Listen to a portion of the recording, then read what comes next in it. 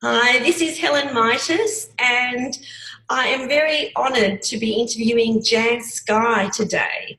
So Jan is a neuropsychotherapist, and she trains people from all around the world. In fact, many countries that Jan has trained her particular type of hypnotherapy to. What are some of the countries, Jan? Well, the furthest away country is Finland, and I've spoken in the Netherlands, in Amsterdam, in the Netherlands. India, I trained a wonderful group of people in India, New Zealand, Southeast Asia, and of course all around Australia. Wow, so as you can see, we have an absolute expert in her area here, and Jan will be speaking on navigating the social landscape of the brain, combining neuropsychotherapy with hypnotherapy. So it's a fascinating topic. But before we get into the topic, I just want to say officially, welcome, Jan. Thanks, Helen. It's lovely to be here. We're so honoured to have you present at HypnoBiz Australia. And before we get into that particular topic, because it sounds absolutely fascinating, tell us a little bit about how you got into the world of hypnosis. Well, it seems like a lifetime ago when I was working in corporate and I was a senior manager and I was doing a lot of training with my team of people. Yeah. And I wanted something that gave them more of a mind-body connection. Yeah. And I didn't know where to go for it. And someone introduced me to hypnotherapy, which was exactly that, the mind and the body working together. So I did a hypnotherapy course, and then I followed that on with doing a counseling course. But I was fascinated with what I could do in the workplace without using hypnosis, but using the techniques of hypnosis to teach these people how to train their brain to work with the behaviour that they wanted to display when they were in sales, so when they wanted to sell. And it was great. It was a great experience. Fascinating. So here you are managing your team of people at work in the corporate world, and then you realise that there is something more that you can offer them as a manager, and so you've gone and trained yourself as a hypnotherapist and then trained them in how the brain works. Yeah, well, at that time I didn't know as much about the brain as I do today, but certainly I was able to talk about it from a hypnotherapy perspective, and that was really great. Fantastic. And then how did it go about that you started training people from all these different countries? Like, how did that happen? Well, I went on with my studies. I left the corporate world because I just was fascinated with hypnotherapy and also with counselling, and the combination of the two was a really good fit for me. Yeah. And I went on to study and learn and develop my skills, and I came across ego state therapy. Yes. And from ego state therapy, I developed a mapping tool that mapped the neural network of the brain, or the neural pathways of the brain. And I called this executive state identification, or simply ESI, because what we were doing was looking for that state that was executive in the person, that state that was taking center stage, being the boss, running the show. Yes. And just through the wonderful world of the internet, someone in Finland came back to me saying, I think I'm doing something similar. And it was, but it wasn't. And so we complemented each other, and I was invited to Finland. From there, I did a lot of work in New Zealand, around Australia, of course, and then to India. And it just kept growing. Beautiful. I love it.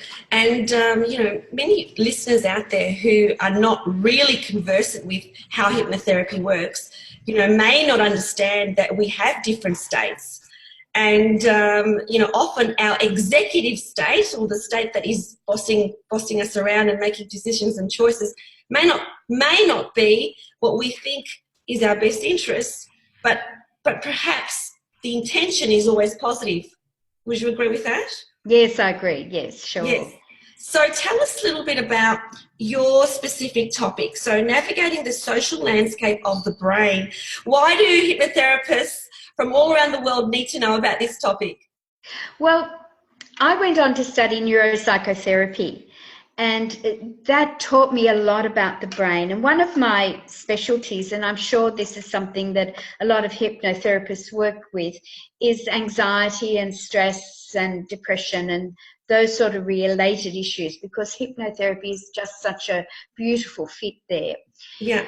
So learning more about the brain told me about the different parts of the brain that were impacted when a person was under huge stress, for example. Yep. So working with my clients who were suffering from stress-related issues, I was able to give them an overview of what was going on for them in their brain. And it also verified for them that they weren't mad, that there really was a psychological and physiological reaction going on, because there's this dynamic interplay, as we know, between the brain and the body.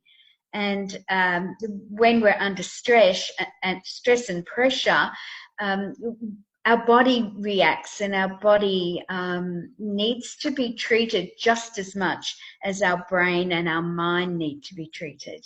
Sure. And as you're speaking there, Jane, I was thinking that, you know, some hypnotherapists might think, oh, but I don't need to know those sort of details. But when you get highly analytical clients who really need to understand the behind the scenes as to what is happening in their brain, this is a great convincer for them when you actually start to explain, like you said, the physiological reason as to why they're feeling a certain way. So those types of clients need that type of pre-talk. Would you agree with that? Absolutely. But I make light of it. I don't go into a lot of theoretical detail. In fact, with stress, I'll use my hand to demonstrate the brain. That's our brain. Yep. This is the smart part of the brain. It's like we flipped our lid and we're only operating out of that, that part of our brain which holds us back. It's very reactive, and it's inhibiting us from moving forward. So it's not... Yes, for the very analytical people, it works so beautifully because they want to know. Yes. For somebody who just wants to know what's going on up here and why is it I'm not working properly down here in my body, like from the neck down. And these simple explanations can help them go, aha. And then when I do some hypnotherapy with them, I'm able to talk to those different parts of their brain that they've already identified with me during the short demonstration. Okay, so they've already had an understanding, and then you're able to actually utilise that information in therapy. Yeah, because what we want to do is down-regulate that brain and up-regulate their sense of motivation towards whatever the goal is that they're working towards. Brilliant, brilliant. I love it. So tell me, next March 2020, HypnoBiz Australia, you will be presenting this particular topic. I will, Helen. To people from all around the globe who are coming to HypnoBiz Australia. So tell us, what will people walk away with? What will they have when they walk away from your presentation? They'll have a greater understanding of the brain, their own brain, and so they can then share that with their clients. It's like Neuroscience 101. Perfect, perfect. For anyone who's feeling, oh gosh, that might be just too much for me. But we've got some brilliant, intelligent, wonderful people who'll be at the conference, and they'll probably want to know more. So an understanding of the brain and how it works, the ability to be able to pass this on to their clients and work with their clients to help their clients down-regulate brain function and upregulate motivation and desire to move forward. They're also going to also touch on states, because that's part of the neural network that we would be navigating. We call it the social network in my presentation title. So we're going to navigate the social network of the brain to understand what state they might be in, and perhaps they could call on another state to help out so that this inhibiting state could move away, take a break, and allow another state to move into a supportive role for them. Love it, love it. So tell me, Jen, where are you at the moment? What's going on for you in your world? I'm on the Gold Coast, the beautiful sunny Gold Coast. Love the Gold Coast. Hi, Helen, it's lovely. And I'm so sorry I missed you that time you were here.